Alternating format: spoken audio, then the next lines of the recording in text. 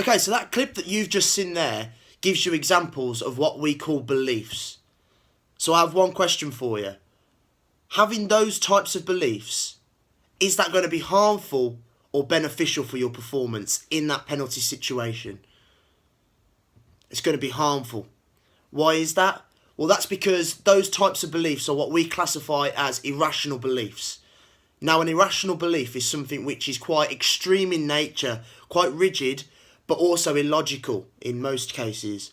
So you might actually be a really, really good penalty taker, but your belief, and you have the belief that you are a bad penalty taker, or if you miss that penalty, it will be harmful for your performance, classifying you as a failure. It might not be true. So this is where this kind of illogical in nature kind of comes into play. But also, as I introduced you in the blog, there is a technique called REBT, which is an intervention which looks to create more rational thinkers. But you're now saying, what does a rational thinker look like? And how is it different to irrational beliefs? We'll take a look at this clip.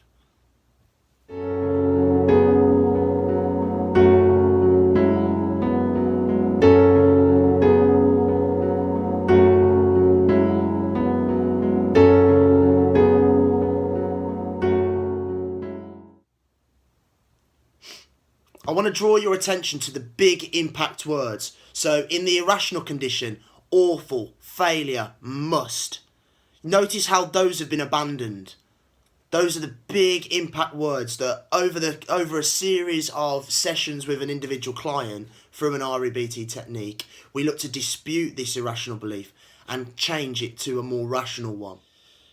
But what I'm not trying to suggest is by having a more rational belief in that approach situation, you're guaranteed to have the result that you want, or you're guaranteed to improve performance, because that's not the case. Within a sporting environment, there are too many variables that we can't control. But what I am saying is that, for example, if you approach the situation with an irrational belief, if I miss this penalty, I am a failure, then you miss the penalty, that belief is reinforced, and the negative consequence of that belief continues to have an impact on your performance.